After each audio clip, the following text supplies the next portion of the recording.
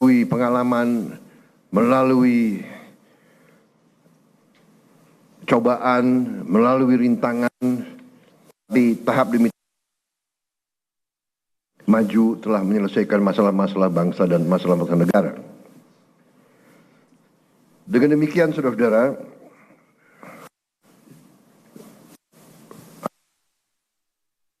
ini disampaikan sebagai harapan para senior kita. Kita diingatkan bahwa sebagai pejabat negara, orientasi kita pertama untuk negara. Kita memang ada yang berasal dari partai politik, ada yang berasal dari organisasi kemasyarakatan dan sebagainya. Ada yang berasal dari dunia akademi, dunia ilmuwan, ada yang dari NGO, dari LSM. Tapi begitu kita sudah disumpah, begitu kita menjabat sebagai pejabat negara, orientasi kita, kepentingan kita adalah untuk negara. Dan untuk itu saya ucapkan terima kasih karena saya rasakan walaupun begitu banyak tokoh-tokoh dari berbagai latar belakang, tapi yang saya rasakan sekarang orientasi kita adalah kepentingan negara, kepentingan rakyat. Dan saya kira ini dirasakan oleh rakyat kita. Saudara-saudara, dari hasil sementara kita merasakan bahwa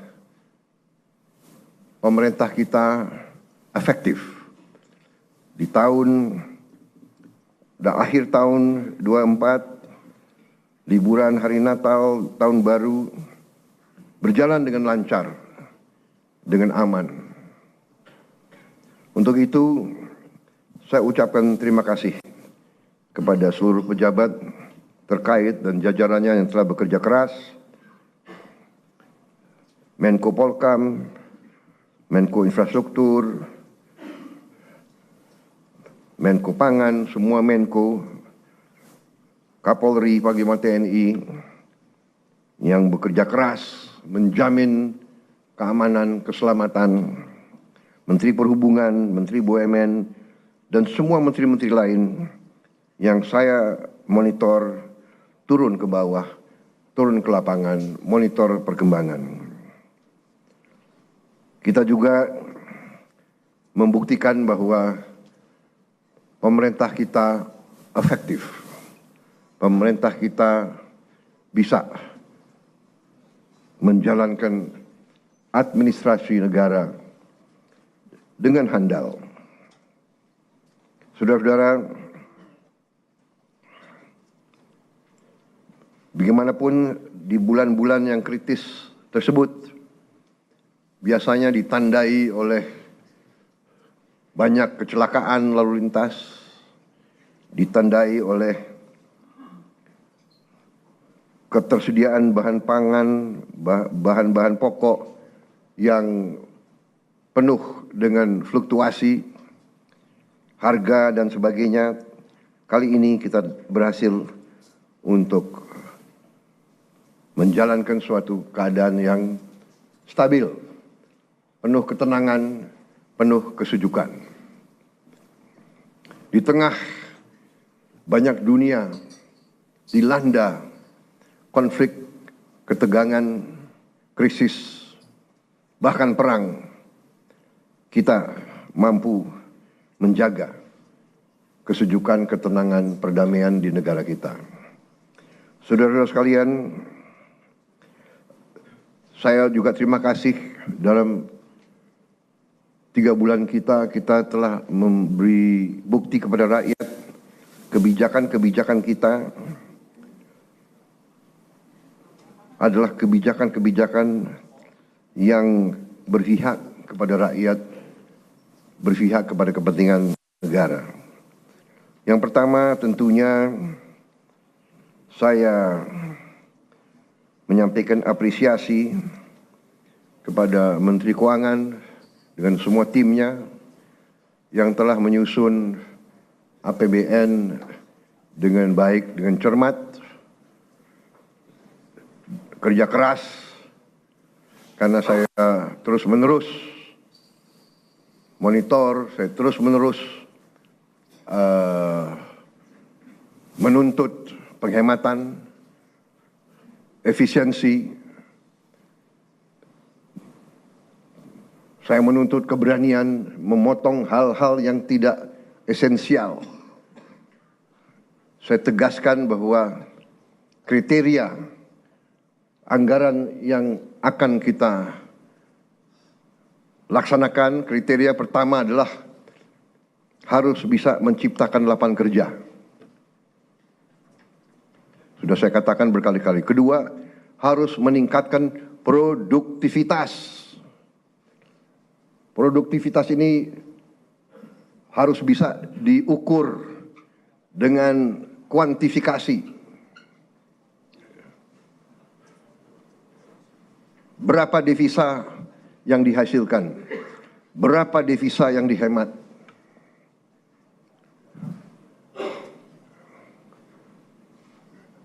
Kemudian kriteria selanjutnya adalah harus mengarah kepada swasembada pangan dan swasembada energi. Kita harus mampu memberi makan kepada seluruh rakyat Indonesia. Tidak lagi import, dan saya terima kasih kepada jajaran menteri-menteri yang telah melaporkan kepada saya tahun 2025 lagi, tahun 2025 ini kita tidak akan import beras lagi, tidak akan import jagung lagi, tidak akan import garam lagi.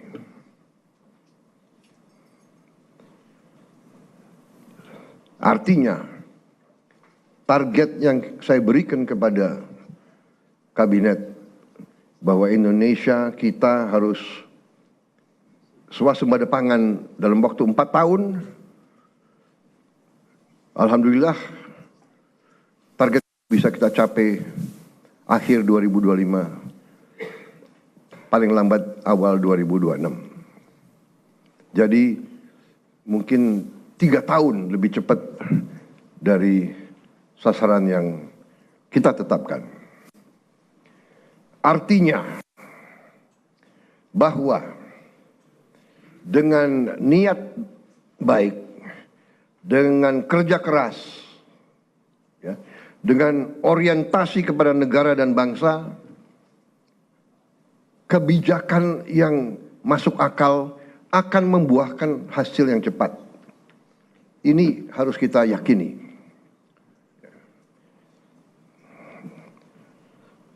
Kemudian kriteria selanjutnya adalah harus bisa memberi terobosan teknologi.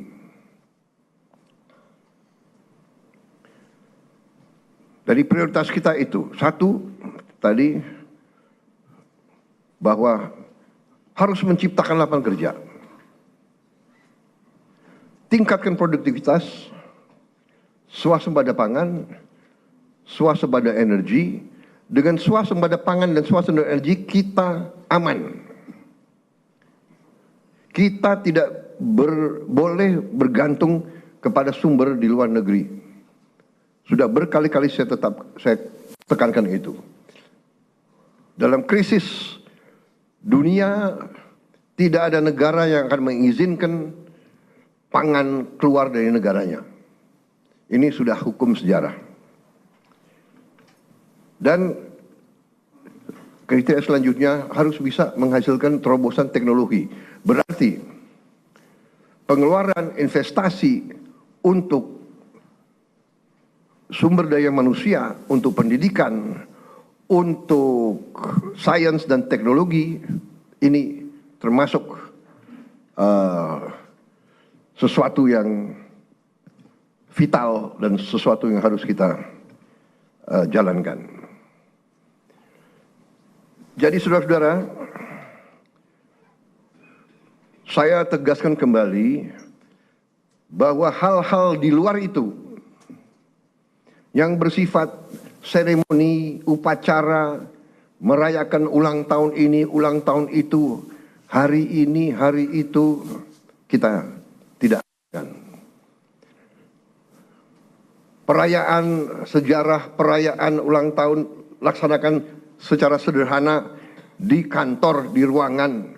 Kalau perlu yang hadir hanya 15 orang, sisanya di Vikonken.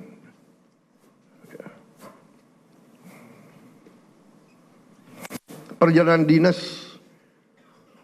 dikurangi, potong setengah. Dengan setengah kita bisa menghemat 20 triliun lebih. Kalau kita hitung 20 triliun, berapa puluh ribu sekolah, gedung sekolah bisa kita perbaiki.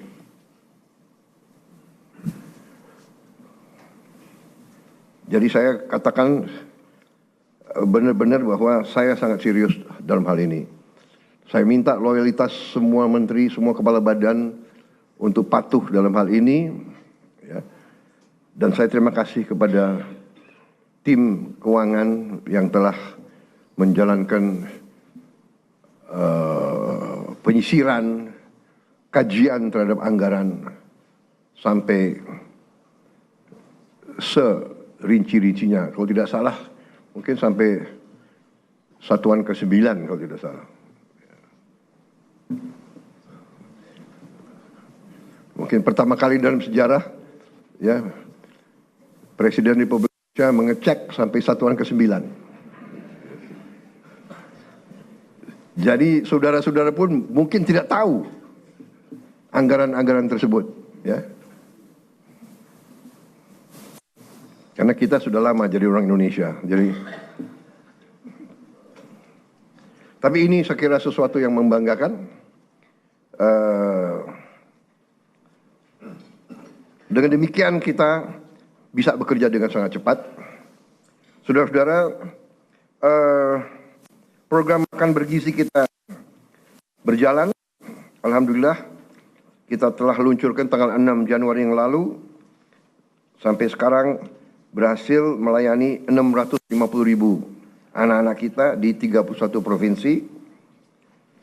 Ini berkat kerja keras banyak pihak, ya, Kepala Badan Gizi, jajarannya, Mendagri, Menteri Pendidikan Dasar dan Menengah, Menteri Bappenas, Menteri Desa, Menteri BUMN, Menteri Kesehatan, Panglima TNI, Kapolri, para kepala sekolah, para gubernur, bupati, tentunya Menteri Keuangan. Dan untuk Januari sampai April 2025, program ini sasarannya adalah 3 juta anak.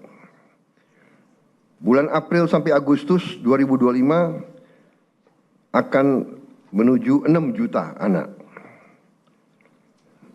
September kita harapkan 15 juta anak. Dan akhir 2025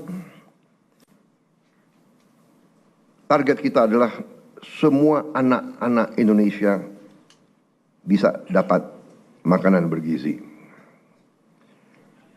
Saudara-saudara, terima kasih kerjasama ini. Seluruh kementerian lembaga ikut mengamankan dan menyukseskan program ini.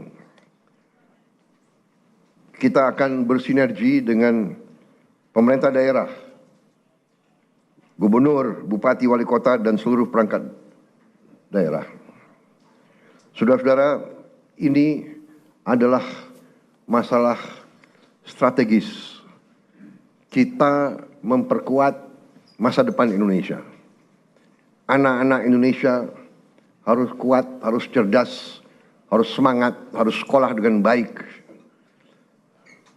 Saya percaya dalam waktu yang tidak lama kita akan melihat peningkatan hasil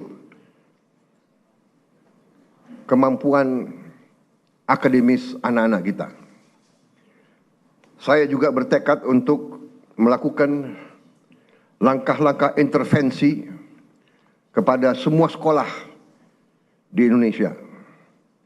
Sekolah dasar, sekolah menengah, SMP, SMA, semua sekolah yang dibina oleh pesantren dengan teknologi. Kita akan masuk semua sekolah dengan teknologi. Kita ingin mempercepat penyampaian pelajaran untuk semua sekolah kita. Saudara-saudara, saya juga berterima kasih kepada Menko Perekonomian dan tim ekonomi yang telah menggagas, menyusun konsep-konsep yang diwujudkan dalam produk-produk, dalam kebijakan-kebijakan yang pro rakyat, penghapusan hutang kepada petani dan nelayan yang mengalami kesulitan membayar sekian belas tahun, kemudian juga berbagai bantuan langsung, berbagai bantuan mengurangi kewajiban-kewajiban terutama rakyat yang di golongan yang paling bawah dan paling lemah. Saya kira nanti mungkin Menko Perekonomian dengan Menteri Keuangan bisa juga jelaskan ke masyarakat berapa kebijakan-kebijakan yang telah kita lakukan. Kita juga dalam waktu dekat kita juga akan mewajibkan semua perusahaan yang menerima kredit dari bank pemerintah menempatkan hasil penjualan ekspornya di bank di Indonesia. Saya kira ini hanya wajar, ini masuk akal. Mereka berusaha dengan dana yang bersumber dari rakyat Indonesia. Setelah mereka berusaha dan mereka lakukan penjualan, hasil penjualannya wajar kalau ditaruh di bank di Indonesia. Ini saya kira segera akan keluar dan akan berlaku kurang lebih 1 bulan yang akan datang. Ya. Jadi ini adalah sesuatu yang logis, yang masuk akal. Kemudian saya juga sudah memberi keputusan kepada unsur penegak hukum, Jaksa Agung, BPKP, Kapolri, dan Panglima TNI untuk menegakkan hukum dan aturan khususnya bagi perusahaan-perusahaan yang melanggar ketentuan-ketentuan pertanahan dan hutan. Ketentuan-ketentuan kita harus dipatuhi. Tidak ada yang memiliki perlakuan khusus. Bagi mereka yang sudah diberi kesempatan berkali-kali untuk menyelesaikan kewajiban-kewajibannya dan tidak melakukan, ya pemerintah akan melaksanakan kewajibannya, mencabut izin dan menguasai kembali lahan-lahan tersebut. Apalagi lahan-lahan itu adalah hutan lindung dan sebagainya. Jadi ini juga langkah yang akan kita laksanakan. Saudara-saudara sekalian, saya juga sangat berterima kasih kepada banyak jajaran. Baru hari kemarin saya mendapat kehormatan meresmikan 37 proyek strategis ketenaga listrikan nasional, mencakup 26 pembangkit listrik dengan kapasitas total 3 serta 11 jaringan transmisi dan gardu induk di 18 provinsi. Sebagian besar dari pembangkit listrik ini adalah energi bersih, energi terbarukan. Saya kira kalau dicek nanti, ini mungkin peresmian terbesar dalam satu hari. Ini menunjukkan daya kemampuan kita, ya. We can do it. Dan ini saya harus sampaikan bahwa ini hasil kerja keras pemerintah sebelum pemerintah kita. Jadi marilah kita selalu menghormati semua pihak, semua yang telah bekerja keras. Pendahulu-pendahulu kita sampai di sini bukan seketika. Kita sampai di sini karena perjalanan jauh. Pembangunan suatu bangsa bukan pembangunan 1 tahun, 5 tahun, 10 tahun. Pembangunan suatu bangsa adalah puluhan tahun.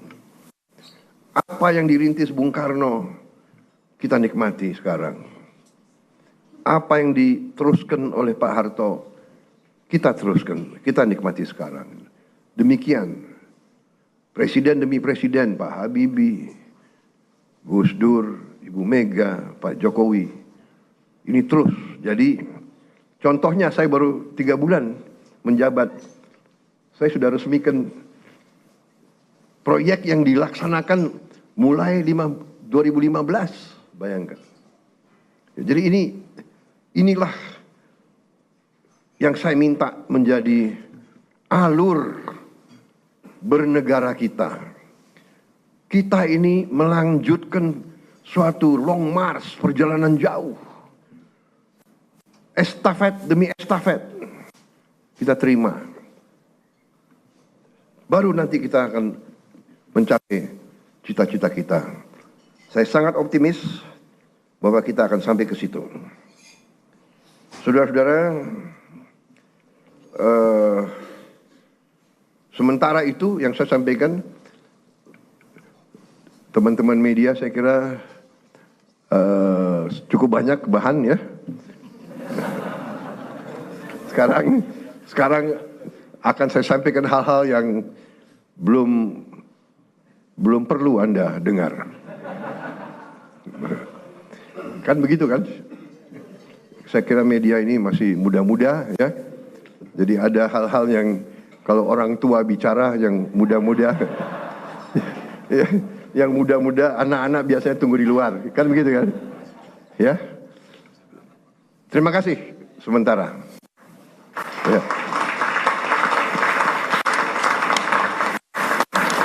Paling lama ini, ya. Zaman Pak Jokowi sebentar dia di dalam.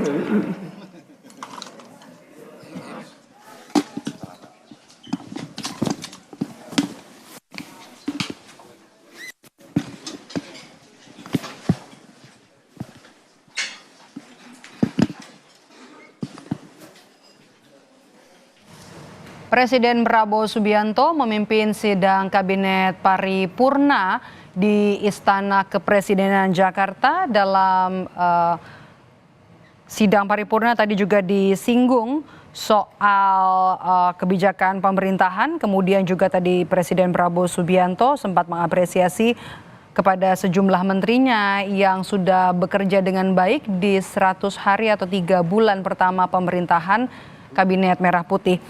Di antaranya adalah apresiasi kepada Menteri Keuangan yang berhasil menyusun APBN, kemudian melakukan efisiensi, pemangkasan hal-hal yang tidak esensial, dan juga soal program makan bergizi gratis.